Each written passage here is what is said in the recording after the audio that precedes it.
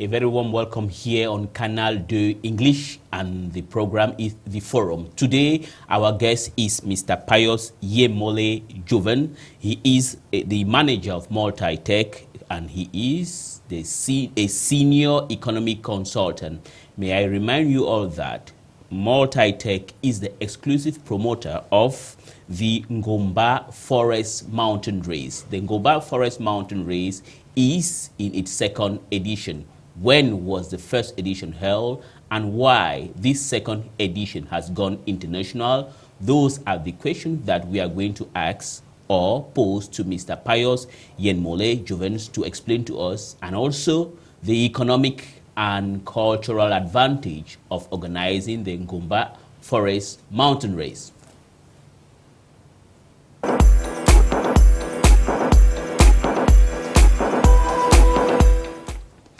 A very warm welcome here on Canal de English, and the program is The Forum. As I announced at the introduction of this program, we are receiving Mr. Puis Yenmole Njovens. He is the manager of Multi-Tech, and he is also by profession an economist here. Well, he is a senior economic consultant, and his company, that is Multi-Tech, is a promoter of the Ngomba Forest Mountain Race. Where is the Ngomba Forest Mountain Race or mountain located in Cameroon?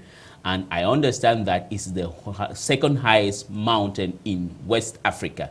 And why is it that the second edition has gone international? Why was the first one not international? There are many, many more questions to be asked, and that is why we are receiving Mr. Puis Yenmole here on the program, The Forum. Mr. Yenmole Njovens, it's a pleasure to have you here. The pleasure is mine, sir. How are you doing? I'm all right.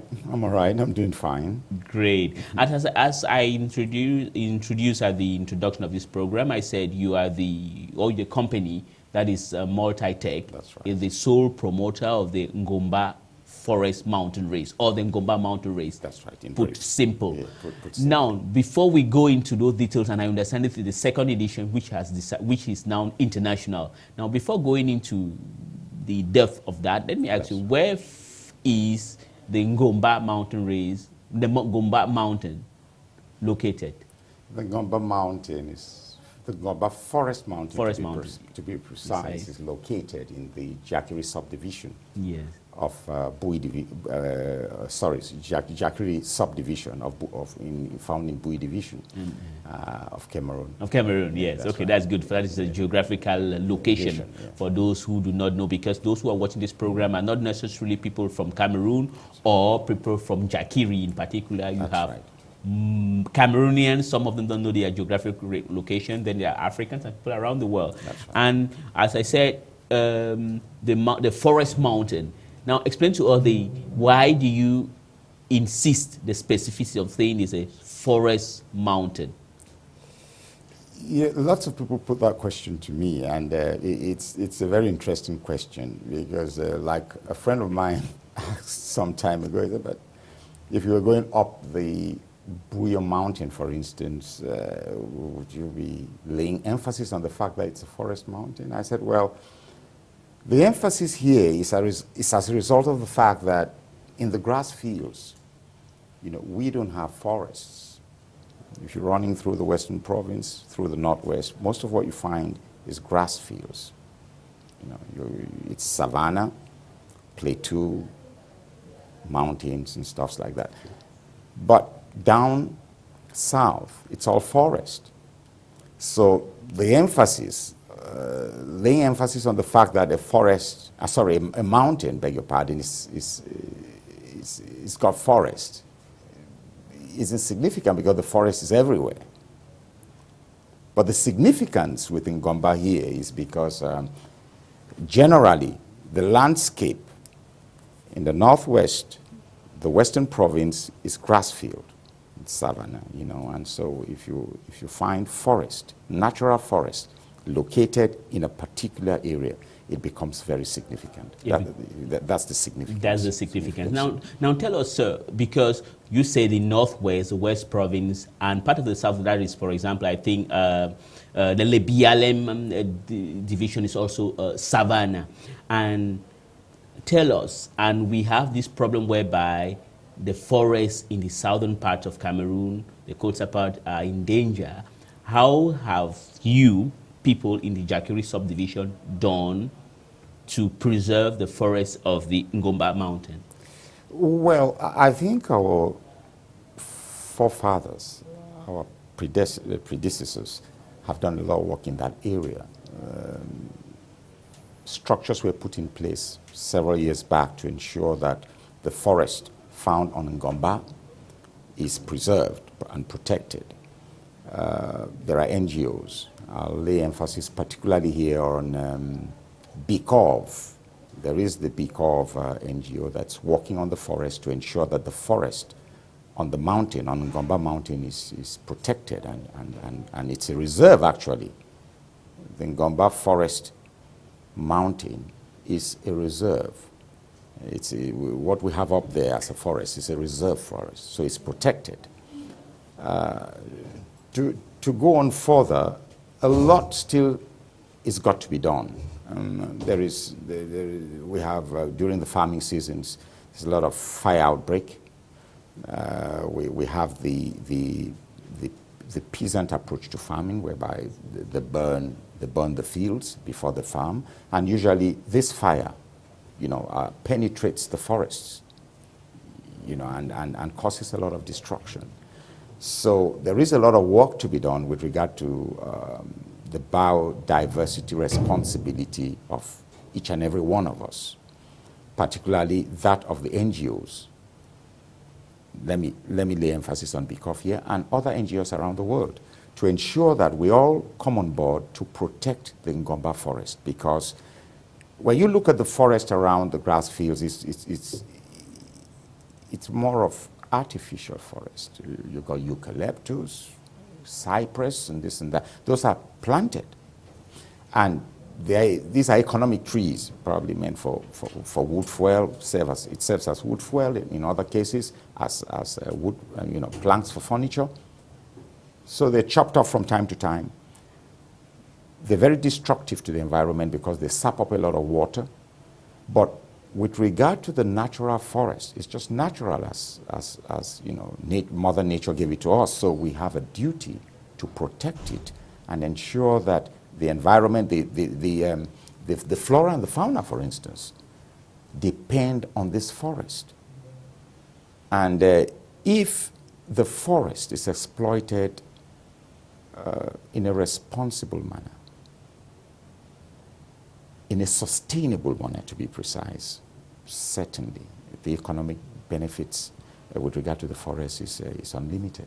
It's unlimited. Now let's talk, before leaving that aspect of it, because when we have somebody from Bui division and from a part is called Jakiri, that we don't often have people coming to talk about that, we are very happy. And now, economically, we know it's an agrarian-based economy, but to be precise, what are the products that they have agric-wise?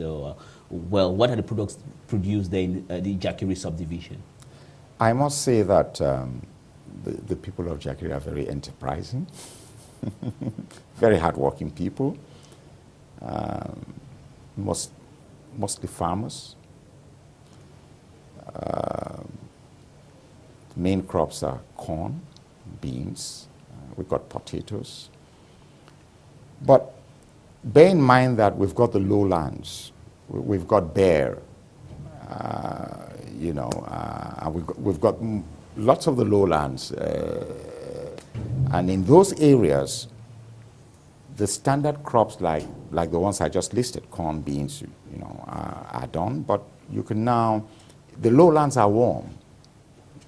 They do rice. You can do lots of rice. Lowlands, we got lots of rice coming from there. Working. I mean, with regard to, I'm making reference to the UNVDA project.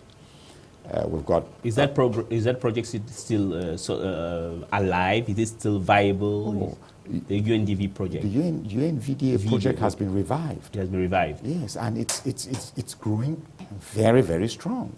And I must seize this opportunity to say that I'm very proud of that project, because Multitech has had the opportunity in a couple of circumstances to work with UNVDA on most of their projects.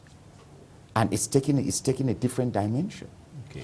I'll lay emphasis here on, I'll make reference to the packaging, for instance. The packaging is gone one step ahead. They're into very good quality packaging. The production of rice. I mean, I'm talking about the packaging. The rice is of very good quality. I don't want to bother myself about the rice because the rice is in short supply. That's it, because we don't see it here in Douala or in Yaoundé. We don't see them. Oh, short supply, you can look at that from two perspectives. Well, UNVD has not been able to, I can't talk for UNVD. I am not in that position to talk for UNVD, but I know that the demand is pretty very high, right? That I know because lots of people talk to us about it and they want the rice. Probably, I believe UNVD probably would need to expand in terms of production, but I am not talking as an insider or as somebody of the house. But one thing I know is that they've moved the project forward. And what Mr. Chin Richard is doing, the GM, the general manager, is spectacular. I just pray that the government continues to give them the support they need. Okay. Let's not forget that the agricultural sector anywhere in the world is highly subsidized, even in the US. But I wonder if farmers are getting the due subsidy they deserve in a country like Cameroon. I want to believe that more should be done to be able to move our agriculture forward. I think the president has talked about that several times in the past. And the problem Jackery, I believe, is facing from my own perspective as an expert is that we have to move the agriculture, like Mr. Paul Biya says, from where it is now, from peasantry to the next generation. That's mechanized farming. Absolutely. We've got to industrialize it. Exactly. We are not moving. The production in the Jackery area is very, very high. I want to believe that in terms of rice, as compared to the other areas where UNVD is involved in, probably Jackery, certainly, if my memory is not failing me, should be one of the highest producers of rice. One of the highest producers of rice. Yes. But another thing within the UNVD area of intervention. Yeah. Besides corn, beans, rice, do you have animal husbandry? Do you raise something like sheep, goat, pigs, cattle? Sorry, just before you cut it, I was not done yet with the crops. In the dry areas, for instance, in the hot areas, beg your pardon, a lot of fruits come from there. What type of fruits? Oh, we've got watermelon, tomatoes, bananas, plantains even. It's most of the things you find in the south. Most of the crops that do well in the south do well in the warm areas. Probably not at the same, proportionally, probably not at the same proportional level, but they do fairly very well. And I want to believe that with some enhancement, inputs and some scientific enhancement, they could do just as well because some of those areas are just as hot.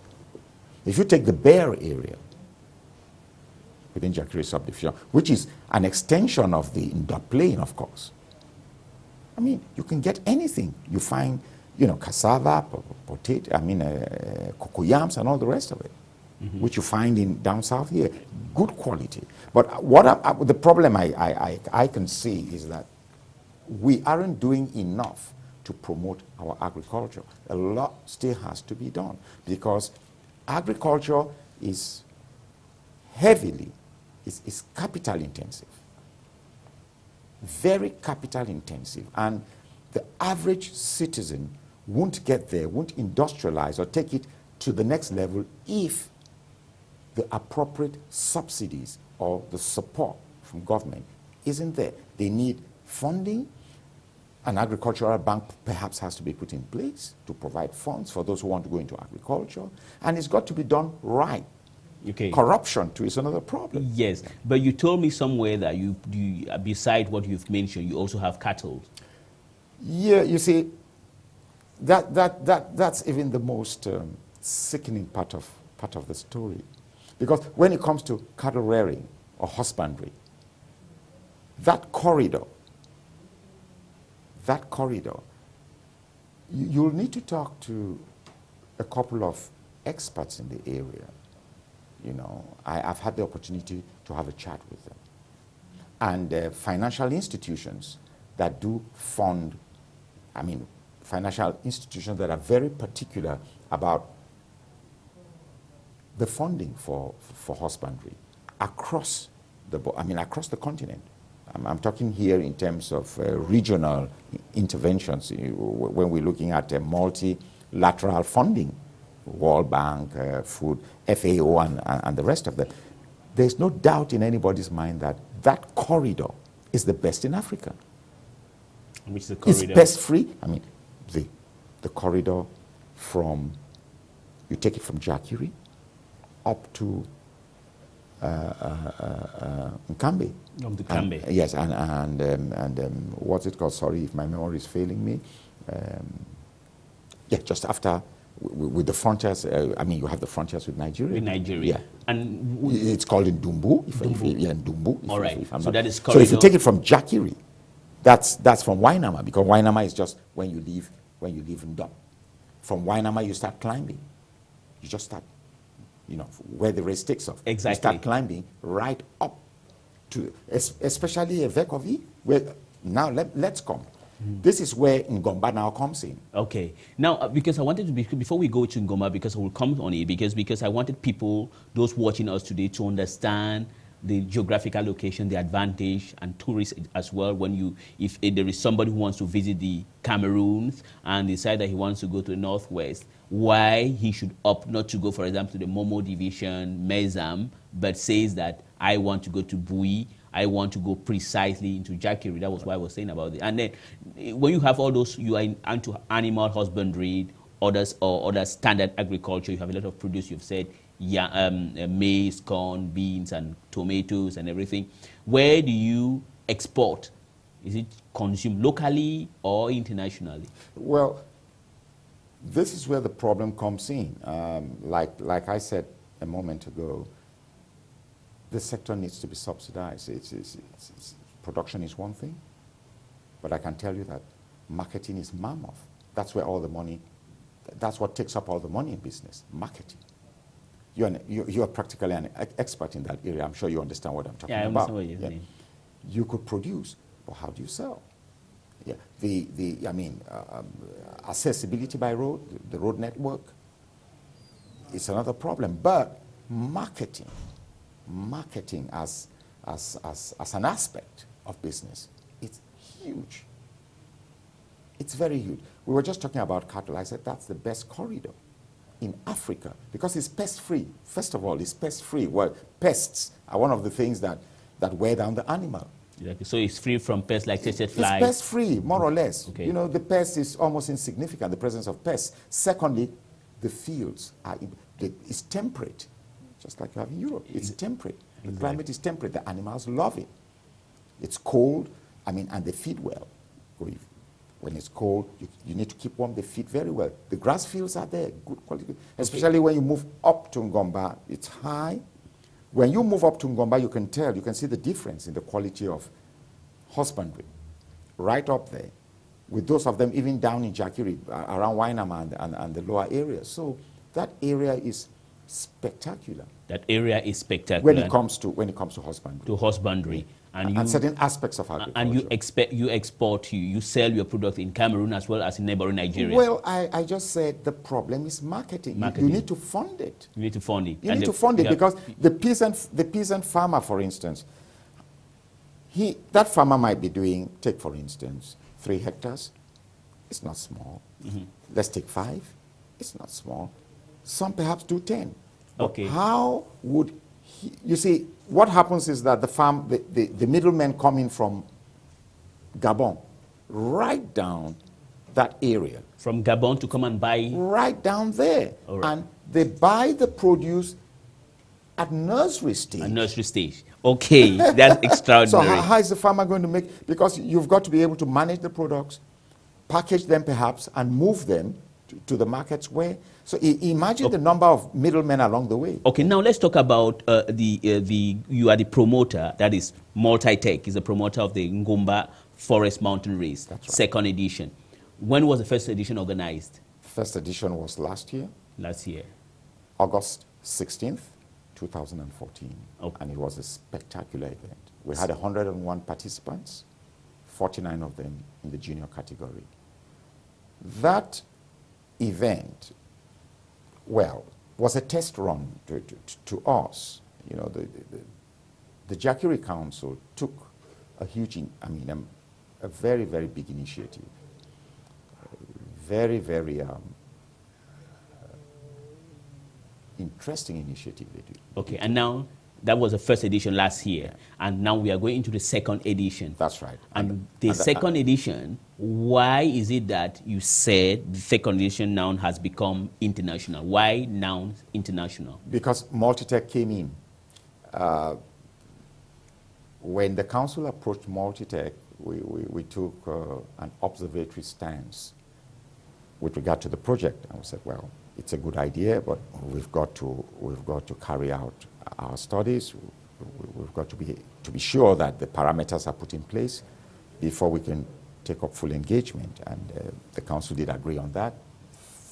I must congratulate Mr. Jaff Romanus Verkijika, the mayor of Jackery, for his vision, for his wits, and for taking it upon himself and upon the council to promote an event like this, because it's going to go a long way in springboarding the development of Jackery subdivision. That was a question I wanted to ask you, because organizing it, making it go international is a kind of erroneous. It's going to cost a lot financially.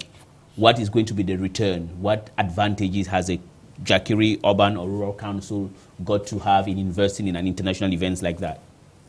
It's a challenge. There's no doubt about that. I am sure the Lord Mayor of Jackery, Mr. Jaff Romanus Verkijika, is very conscious of that.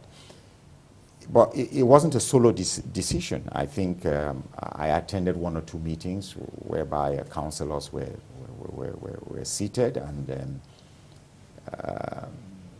I believe that the councillors and the administration in Jackery thought it necessary to move ahead with this project, because the project, after having a couple of meetings with the mayor, he brought me in as an expert, and my team, the Multitech team, and we made the council to understand that this project could be developed multidimensionally. By so saying, I mean, it's reached a time when we mustn't look at a project like this just as a race. Mm-hmm. We are developing the project in such a way that there are several facets to it. Yes, you know, we are in a TV program. We are going to run out of time, because a person who is watching you in Yaoundé, in Douala, in Jackery in itself, because they are watching you right now, right. What are they going to benefit in a nutshell? We are organizing the second edition that goes international. This is what we are going to have. What do you think they are going to have in return? I think we are developing the tourism of Jackery. We are developing the environment, particularly the mountain. That's a forest reserve. We need to continue to reserve that forest so that it does not lose its biodiversity. The tourism industry is going to grow. There are hotels. There are tourists who will be coming in.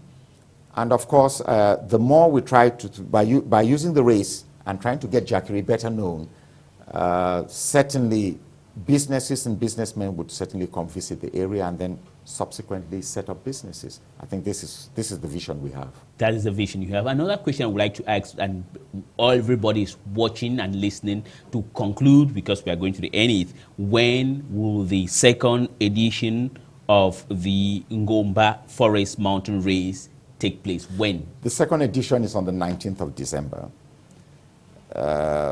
We are calling upon the public, especially those interested in the race, to come up and register. Registration ends on the 17th of December, yeah.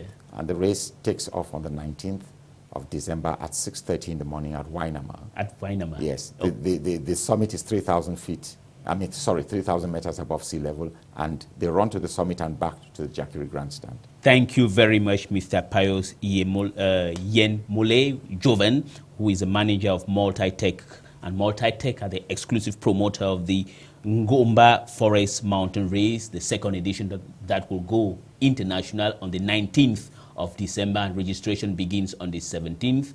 It was a pleasure having you here, sir. It's my pleasure.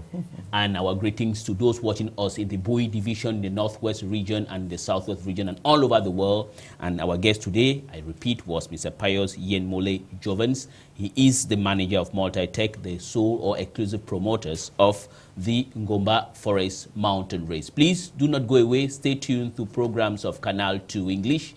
And until then, have a nice day.